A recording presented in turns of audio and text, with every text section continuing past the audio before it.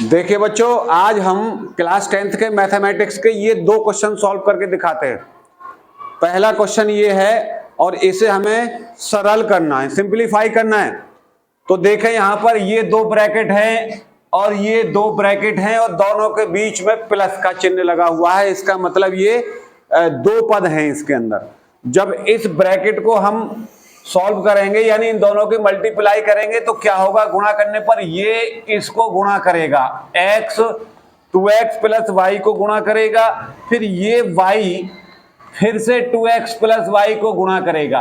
यानी इसको हमने ऐसे लिख दिया। इसी तरह से ये x माइनस वाई को गुणा करेगा और फिर ये 2y ये भी x माइनस वाई से गुणा करेगा। तो इनको हमने ऐसे लिख लिया है। अब देखिए इसकी गुणा इसके अंदर करेंगे, 2x की और x की गुणा करेंगे तो कितनी हुई, 2x स्क्वायर। अब इसकी इसमें की तो ये हो गई xy। अब इन दोनों की गुणा करेंगे तो प्लस बाहर है तो 2xy हो गया ये।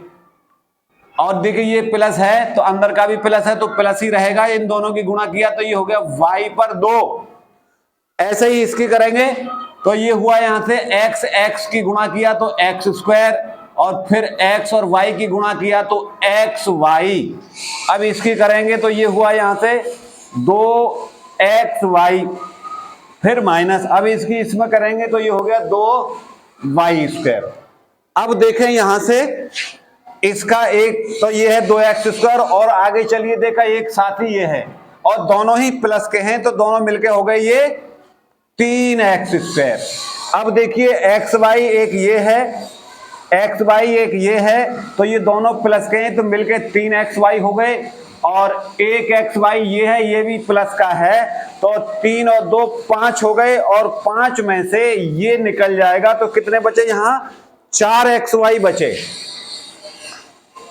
4xy बचे। फिर से देखिए प्लस का 1xy और प्लस के 2xy प्लस के 3xy और प्लस के 2xy प्लस के 5xy में से एक माइनस का निकाल दिया तो 4xy बचा। अब यहां देखें ये प्लस का y स्क्वायर है और ये माइनस का y स्क्वायर है। दोनों के साइन अलग अलग हैं तो जब साइन अलग अलग होते हैं तो माइनस करते हैं और माइनस के ज्यादा हैं तो माइनस का बचेगा यहां y स्क्वायर।